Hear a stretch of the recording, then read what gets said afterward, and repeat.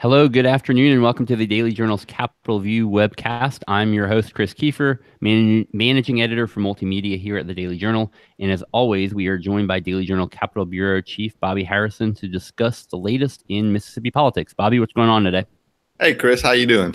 Good, doing well. We're back at our normal slot. We haven't been in this Monday 2 o'clock slot in a while, but it's here we are. Sunny day. All's well in the world. Yeah. Finally, I was starting to forget what the sun looked like. So enjoy it while it's here. I think we've got some more rain coming in, but we'll take it. Bobby, first topic I want to talk about today, the U.S. Senate race, and I guess it's interesting in that, going into the year, and I know you've written a little bit about, there was some expectations that it could be an interesting race and there could be a lot of drama, but up until now, incumbent Roger Wicker, whose seat is open, is the only candidate, who's officially said he's running. But within the last day, there's been a little bit more news. Kind of talk us through that and possibly even a second election. Well, there's a lot of moving parts. I do think there's another Democrat either has qualified or will qualify as a not a very well-known candidate, but I think that there will be somebody else on the ballot in November against Senator Wicker from, of course, is a Tupelo Republican who's up for re-election this year. What's more interesting, though, is, Chris McDaniel, who, almost state senator from Ellisville, who almost beat Senator Cochran, the other Mississippi's other senior senator in 2014. He is, he's still at least leading people to believe he might run against Wicker. The qualifying deadline is March 1st, so he's got to make a decision real soon. But what's more interesting is that the persistent rumor that Thad Cochran, who's 80 years old now, and no secret's not in good health, is going to step down soon, which would make for a second election this year for U.S. Senator. And there's some speculation, if that did happen, the governor would appoint an interim replacement for Senator Cochran, and presumably, and the governor also set a special election to fill that seat. Presumably, that special election would be in November at the same time as the regular general election. And there's been all sorts of rumors about if Senator Cochran does step down, who he might appoint. And the latest rumor is, at least in a lot of members of the Mississippi House seem to believe it's going to be Speaker Gunn. Now, I don't have any inside knowledge. I wrote about it this weekend, but I was, I stressed I don't have any inside knowledge other than that was a rumor in the Mississippi House. And there's, actually House members kind of campaigning to be the replacement for Speaker Gunn should he leave to accept that post. Now, as I want to stress, I don't have any inside knowledge. It's just that that was a rumor in the House last week. So we'll see what happens with that in the coming days. Yeah, excuse me, and of course, there's been no news, as you said, nothing official that Senator Cochran would step down. Your story had indicated that sources say that they believe it might happen sometime after March 1st, and I guess I was kind of wondering why March 1st, but maybe you just told me the answer. Is that because that's when the qualifying deadline is for the Wicker seat, and so it would happen sometime after that? Yeah, I mean, for some reason, there's people at least who spread those rumors who seem to think for some reason after the qualifying deadline for a regular scheduled election is when Senator Cochran would step down. I'm not sure why that is, but that's been a persistent rumor that it'd be after March 1st. Sure. Back to the you mentioned, we'll start with Chris McDaniel and that no news has come yet on what his intentions are. He's got some kind of an announcement tonight, one way or the, and not necessarily on that, but he's just kind of billed it as there's an announcement he's making tonight. Is that right? Yeah, right, on Facebook, I believe. Yeah, okay, but so we don't know what'll come out of that. Yeah. I don't know. Your guess might be as good as anybody else's. Sure. But so maybe there'll be more news on that end of it. Phil Gunn, as you mentioned, is kind of who there's been a lot of word in the Mississippi House about that. Speculation, supposing it happens, tell us about what would happen then in the Mississippi House. Well, I mean, I didn't really, actually, I guess I didn't read the new rules close enough back when they were passed in 2016 at the beginning of this term. But the rule used to say that if the speaker left for whatever reason, there was a vacancy because of death or or the speaker just decided to resign, that the pro tem would just assume the role of speaker until the term was up. But under the new rule, the pro tem would assume the role of speaker until the next legislative session. So just for the sake of argument, say the Speaker Gunn did step down this week or next week. Greg Snowden, Republican Meridian, would assume the role of speaker. He's a current pro tem, but in January of 2019, there would be a new election for speaker. So that would be kind of interesting. Election for the rest of for 1 year, if you will, because of course after the 2019 elections in November, in 2020 there'll be an election for speaker for a new 4-year term. Mm-hmm. So, but if somebody was elected speaker in 2019, that would give them a leg up going into 2020 for the full 4-year term. Yeah, sure. Yeah. Who would be some of the leading candidates? I guess, and again, that's getting into a lot of speculation. You said Greg Snowden is who would take over. He's the pro tem. He's who would take over to finish out if someone had to finish out this session. Yeah, and you hear some of the just dealing purely in speculation. Some of the people I heard last week were the House Rules Committee Chair Jason White from Holmes County. Manly Barton, a Republican from the Gulf Coast. Those were the two names I heard the most. And then I heard a bunch of other names. Even there was some talk about sort of a dark horse candidate who is not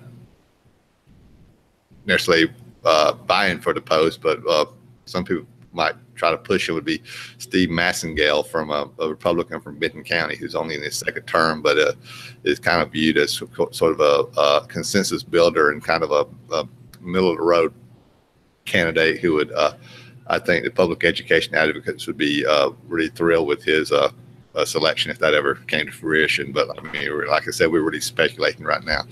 Yeah, sure. So again, buzz around Philip Gunn as a possibility. Are there any other names that you're hearing as a possibility if Senator Cochran were to step down that might be looked at? I mean, it seems like some of the earlier names like Tate Reeves and Delbert Hosemann have kind of stepped back from it. Is that right? Yeah, I think there's still people who are pushing Lieutenant Governor Reeves.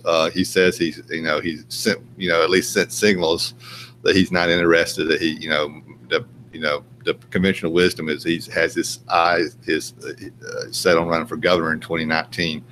But he's the most prominent person mentioned. There's and then some people mentioned Delbert Hosemann. He would be older than most of the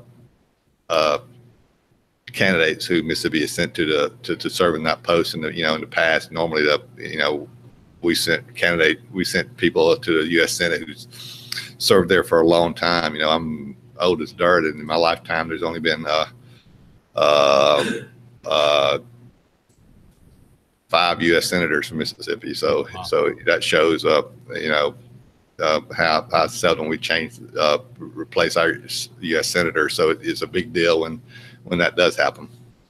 What about the governor? I mean, at one point you heard some whispers that maybe he might appoint himself. That seems pretty unlikely also, I'm guessing. Yeah, you don't hear that as often anymore. So I think that is less likely to occur.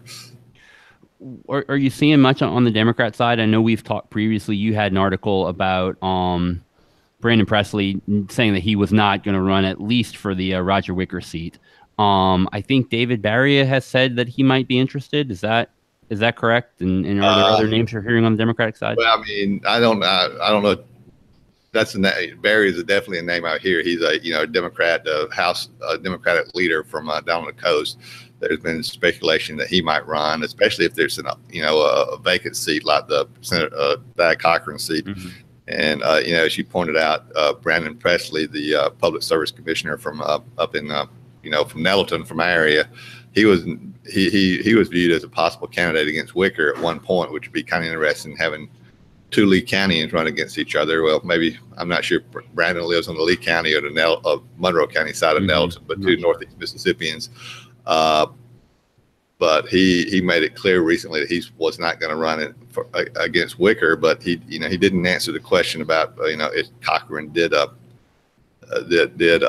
step aside. I mean, so I guess that's still a possibility. But my guess it'd be more likely to be Barry than it would Presley. Mm-hmm. Yeah, sure. And Barry has not declared yet, I guess, even for the Wicker. Oh, no. Sure, but the deadline's coming up this week, I guess. So for the Wicker post. I mean, it doesn't appear that there's going to be any named candidate. I got you. Unless McDaniel does, and you know, if I had to wager a bet, I would bet that McDaniel's not going to run against McDaniel either. Sure. Yeah, but that's just, I mean, that's purely, you know, we're you know, speculating a lot right here, Chris, which is, you know, it's fun to do in politics, and right. Thank God we live in a country where we're free to do that. Amen. Moving on, I guess, to some actual business at hand in the Mississippi legislature, which of course is, I guess, deep into the current session, and you know, over halfway now. The latter half of it. Yeah, right. One of the issues that you wrote about over the weekend are a couple of bills that would limit the Attorney General's power. Tell us a little bit about that. Yeah, you know, part of what the Attorney General has done, has been quite successful at it, is you know, filing lawsuits, or in some instances being the lead plaintiff in lawsuits that a lot of states have filed against major corporations. You know, he's filed lawsuits against drug makers and won lawsuits against them for overcharging for the costs that those drug makers charge the state for prescription medication for Medicaid recipients, you know, bumping those costs up to the state. He's won, you know, like $30 and $40 million lawsuits against some of the drug manufacturers. And, you know, of course, the big one going back before our current Attorney General, Jim Hood, was the tobacco lawsuit, where the state literally won billions of dollars that it's still collecting from the cigarette companies for, you know, to recoup state funds spent to treat Medicaid recipients for smoking-related illnesses. And there's a couple of bills that would limit that authority. You know, that has been sort of a sore spot with, you know, a certain element of the business community, his ability to file those lawsuits. And there's been bills filed in the past to try to limit that ability. And this year, the bills kind of took a different tack. One would under the state's consumer protection law would essentially say if this was a company that was regulated by another agency, such as the Public Service Commission regulating public utilities, or the Food and Drug Administration regulating the drug companies, he couldn't file lawsuits under the state's consumer protection laws, which is the vehicles he's used to file a lot of those lawsuits. And so that bill is pending in the Senate. There's a bill pending in the House that could limit his ability. He has had a long-running lawsuit against Intrigue, which is, you know, the electric utility provider that serves a large part of the state, not up in Tupelo, but up in the Jackson area and throughout the state. And he has alleged that the Intrigue has manipulated the rates by relying on more expensive electricity that it produces to provide electricity to its customers. Where I think the state laws and regulations mandate that the utility company is supposed to try to find the cheapest electricity out there. And so he claims that's $1 billion lawsuit. And there's a bill pending that might, of course, this is debatable, as some people say it wouldn't, but he says this bill could make it harder to file that lawsuit against Intrigue. So those bills are pending this session, and one's alive in the House, one's alive in the Senate, and we'll see where they go. You know, there's Jim Beckett, who is a House member from Calhoun County, says he does not believe the bill dealing with the public utilities would prevent Hood from filing a lawsuit against Intrigue, but Hood is afraid that it would. So we just have to see. What is kind of at the heart of these, Bobby? Hood is, of course, right now the only statewide elected Democrat. So I'm guessing maybe there's some belief that there's politics behind it. Is there a philosophical debate as far as what the role of the Attorney General should be, or kind of what is some of the buzz that they're saying? Yeah, well, you know, it from a perspective of some, it's become an issue because in some of these big lawsuits against some of these large corporations with deep pockets, Hood has relied on, and his predecessor Mike Moore did too, in limited number of cases, but in high-profile cases, he's dependent on outside counsel, outside attorneys to lead the way on those lawsuits. Now, the way it works is the outside attorneys spend their own money to pursue the lawsuits against these deep-pocketed attorneys, deep-pocketed companies, and if the state prevails, and those attorneys are rewarded through either a percentage of the state's winnings or through a separate deal where they work out with the court and with the companies where they make a sizable amount of money, but they don't win. They're out the money they spend on a lawsuit and they don't get any money at all. So it's kind of a all or nothing for the outside counsel. And Hood and Moore said that those cases, it was necessary to use that outside counsel in certain cases because the state just doesn't have or won't commit the resources to file a lawsuit that is iffy at best that they're going to win. The perfect example of that is a cigarette tobacco lawsuit. I remember the story goes that at the time the House Appropriations Committee chair was a Delta House member named Charlie Capps, white-headed, and he always had a cigar in his mouth. And there was a meeting, it's well documented. Right, then Attorney General Mike Moore filed that lawsuit. He was chastising Moore and saying, "You better not spend any state money on this wild goose chase." And Moore assured Charlie Capps he wouldn't. He didn't. He depended on the outside counsel. And, when the state won billions of dollars, Charlie Capps and the legislators who questioned the wisdom of filing that lawsuit were more than happy to spend the money. But they didn't want, they were, when he first filed a lawsuit, they were real naysayers. The basic argument is, whether the attorney general should be filing these lawsuits that, certain elements of the Republican Party are allied closely with business, and these lawsuits are against business. So a lot of some of the Republicans don't like the lawsuits from that aspect. They feel that it's hurting the business community in the state. Most of the time these companies are outside companies, out-state companies that are not involved in Mississippi. Like the drug companies, for instance. To make the argument that this is hurting business in Mississippi by him filing lawsuits against the drug companies. He says these drug companies were charging the state too much money for drugs for Medicaid patients, so they owed the state that money. And B, these companies don't have any connection to Mississippi other than the fact that they do business with other than they sell drugs in Mississippi. So they haven't once they've settled those lawsuits or lost those lawsuits, they hadn't said we're not going to sell any more drugs in Mississippi. There's I guess in a lot of instances it could be questionable whether the argument that these lawsuits are hurting the economic development of the state, but that's the argument that some people make. Sure, and I guess these bills face a deadline this week. Tuesday is the deadline for some of them to make it out of committee. Well, the deadline for the consumer protection bill to get out of committee is tomorrow. The bill dealing with the Intrigue lawsuit is already out of committee and is pending on the House calendar. So it's already made that Tuesday deadline. Okay. Another issue, Bobby, we talked about it briefly last week, cigarette tax, and it's been pretty clear, for the most part, in a lot of issues, not only this session, but in a lot of recent sessions, that the legislature doesn't have an appetite for a tax increase. It's come up in some other issues, looking at possibility of adding a use tax for roads and bridges, raising the gasoline tax for roads and bridges, and so forth. This is one tax increase, though, that might have a little bit more support and is at least still hanging on there. Is that right? Yeah, well, it's still alive. I mean, which is kind of surprising me at this point in time. But last week I know we talk a lot about deadlines in the legislative process. It gets confusing, and there's a lot of deadlines. But last week on another key deadline day, the Senate passed out a bill to issue that would give the state authority to issue bonds to pay for long-term debt to pay for construction projects.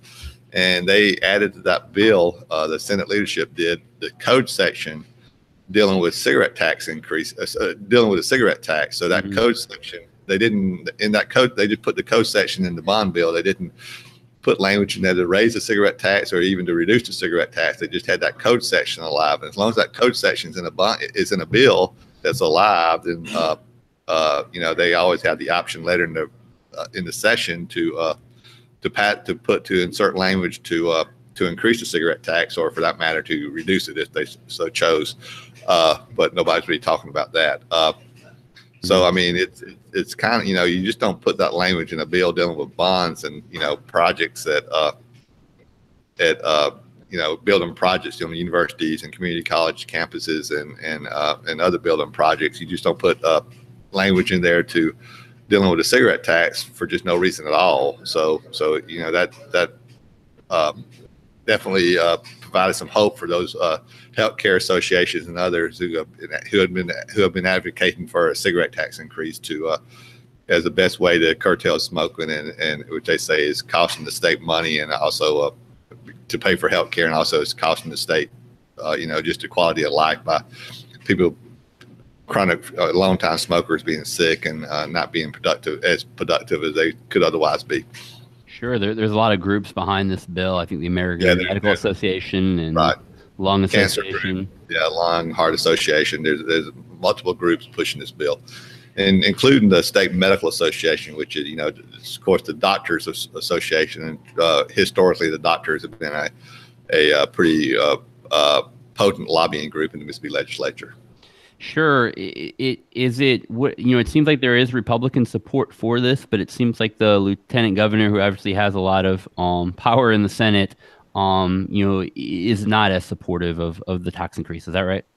Yeah, well, I quoted him in the story, I think, saying he's not for raising anybody's taxes, but by the same token, it's hard for me to believe that code section that we talked about earlier, the cigarette tax code section that was placed in the bond bill. It's hard for me to believe that code section would have been placed in that bond bill without the consent of the lieutenant governor. So so I'm not saying that lieutenant governor's not being genuine in his statements in opposition to the cigarette tax increase, but I mean it does just kind of it kind of sends up some flags when with that language in there, and I just don't think it would have been in there without the consent of the lieutenant governor. Sure. Another issue that's before the Senate, and that we've talked about at length previously, is I think you even called it before, maybe one of the biggest issues that still faces the legislature this session is the school funding formula rewrite. It's already passed the House. Yeah, go ahead. Yeah, I think one of the biggest issues facing the legislature in several years, it's whether that there's efforts by the legislative leadership to rewrite the school funding formula to provide state funds to the local school districts. That's the biggest single expenditure in state government in terms of spending state money. And it's passed the House, and Tuesday is a deadline for the bill to come out of the Senate committee, and so there's a lot. It's a controversial bill. A lot of public school, not all public school advocates, but a lot of public school advocates oppose the bill and say it's a way to funnel less money to the local school districts. And so that bill is we're going to find out at least a lot about whether that bill is going to pass this session. We'll find out some about that at least by Tuesday. Yeah, your article last week said that quoted the Senate Education Chair Gray Tollison essentially saying that he didn't expect the Senate to make major changes, or the Senate would not make major changes to the House proposal, the proposal that's already passed the House. Were that to happen, I mean, does that give it a lot better chance of getting through because it wouldn't have to go back to the House? Or no, I mean there's very much in doubt. Yeah, there's going to be some changes. Okay. If there's just even little minor changes, it's got to go back to the House. Now, if the changes aren't major, there might be more of a likelihood that the House would just accept those changes and send the bill straight to the governor. But if there's any changes at all, it has to go back to the House. Sure. It's very in doubt what the Senate's going to do, I guess. I mean, did you kind of handicap one way or the other, or hard to say? Is the leadership, Governor Reeves is in favor of it, and he's been successful during his tenure in getting bills he supports through the process in the Senate. He wasn't able to do that earlier this session with the school voucher bill, so we'll just have to wait and see. But from just historical standard, looking at history, he's been successful in getting bills he supports through that chamber in the past. Of course, Lieutenant Governor is presiding officer in the Senate, so the fact that he's for it, gives it a big boost. But the public school advocates who oppose the bill, like the Parents Campaign, some of the teacher groups like the Mississippi Association of Educators. I mean, I think they're working pretty hard against it and lobbying pretty hard against it. So we just have to see what happens when it comes up for a vote. What are some of the other big issues, Bobby, this week that you're following? Tomorrow, of course, first of all, what is tomorrow's deadline? That is for bills that have passed the other chamber to pass the committee in an opposite chamber. Is that correct? Right. Yeah. General bills that passed one chamber had to pass out of the committee in the other chamber by Tuesday night. Anything else that you're kind of, big things that you're looking at? Well, there's a bill, without getting into specifics, because that would restrict abortions. I think after 15 weeks, that's a big bill. That the gun bill that we talked about that would allow for lawsuits, right?